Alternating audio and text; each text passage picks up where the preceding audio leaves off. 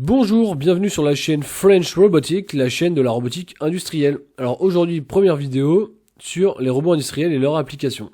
Donc on va donc parler dans cette vidéo de robots cartésiens, de robots polyarticulés, robots SCARA, robots parallèles, etc. Tous ces noms un peu barbares n'auront plus de secret pour vous à la fin de la vidéo.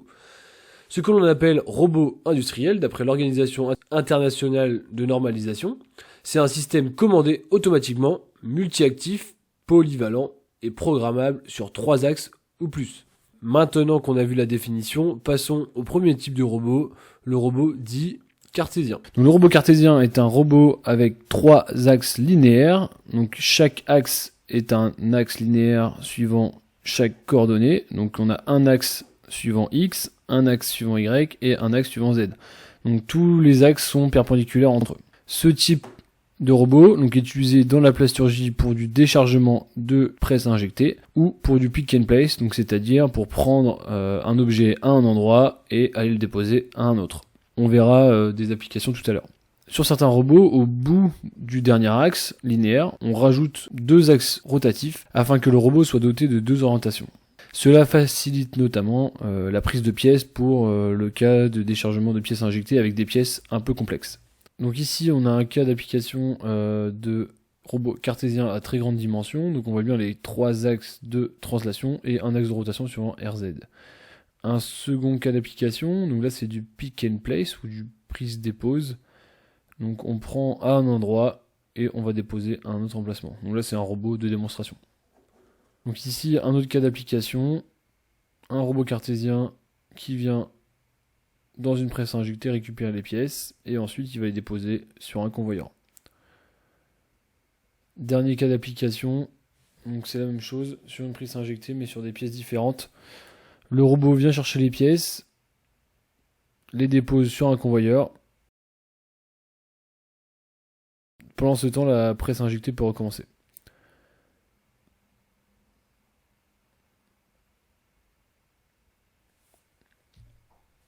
Alors maintenant, voyons les robots polyarticulés. Donc c'est des robots avec plus de 3 axes en série. Ce qu'on appelle axe, c'est soit des axes de rotation, soit des axes de translation.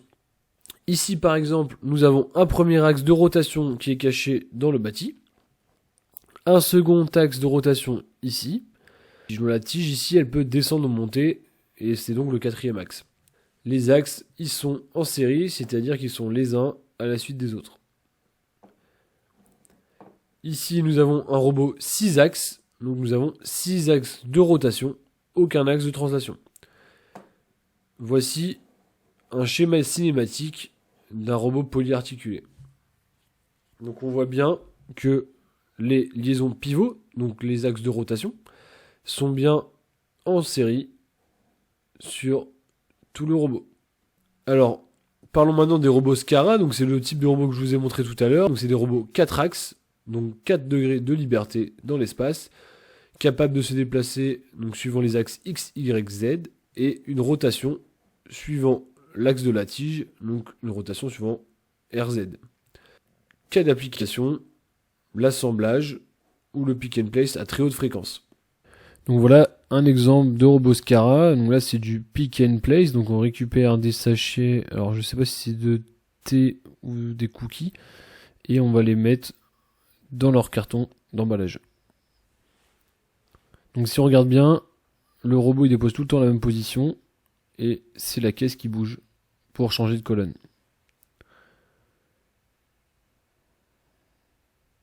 Donc là c'est de la prise dépose à très haute cadence. Alors là c'est un démonstrateur, donc c'est un robot Stobli. Il peut aller jusqu'à 50 G. Donc c'est assez impressionnant. C'est vrai qu'il est vraiment très impressionnant. Ça va très très vite. Ça va très très très vite. Donc là c'est un autre cas d'application, mais avec des boîtes de tic-tac. Et donc c'est pareil, on a à peine le temps de le voir tellement ça va vite. Donc ça c'est un démonstrateur pour des salons. Donc là même chose. On a une caméra au début de la ligne. Et ensuite 3 robots donc comme on a vu juste avant. Et donc là, ça y va. Ça aligne les pièces à une vitesse folle.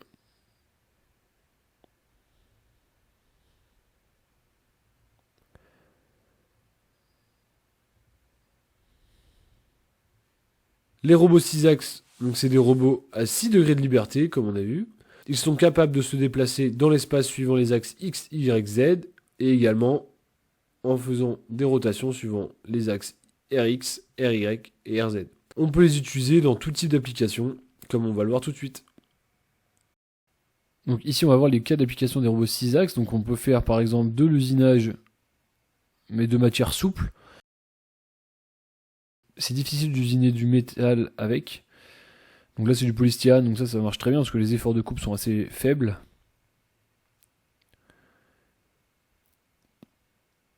Donc là, c'est la même chose sur un salon. C'est vrai que les fournisseurs, ils aiment bien faire des petites démonstrations. Toujours sympa, une petite danse de robots. Ici, c'est un autre cas d'application. Donc c'est une partie ferrage, donc sur une chaîne d'assemblage automobile. Donc on a les différents véhicules qui sont soudés à l'aide d'une multitude de robots. Donc ce qui est impressionnant, c'est qu'ils se réveillent tous en même temps. Une fois que les carcasses de véhicules sont arrêtées, ils se réveillent, ils font leur point de soudure et ils retournent en point de repli, en position d'attente. Et une fois que tous les robots sont arrêtés, les voitures se déplacent d'un cran et après ça recommence.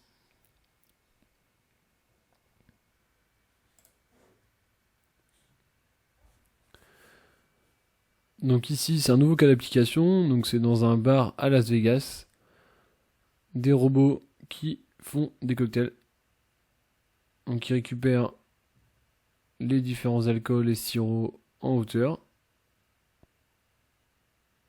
en mettant une ou deux doses.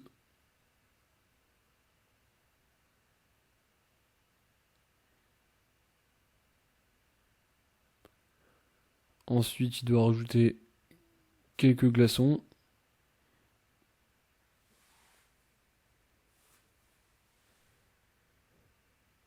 Et après, il livre le cocktail une fois que tous les ingrédients sont rassemblés. On remue. Et c'est reparti. On nettoie. Et c'est reparti pour un nouveau cocktail. Donc c'est un cas d'application un peu plus rigolo. Donc là on a un nouveau cas d'application. Donc c'est un flammage. Donc on vient chauffer la matière localement. Puis on vient avec un robot déposer du mastic sur donc, la pièce devant. Sur la pièce devant et sur la pièce qu'on a chauffée. Donc on peut vraiment tout faire avec un robot. Des trajectoires complexes à très haute cadence.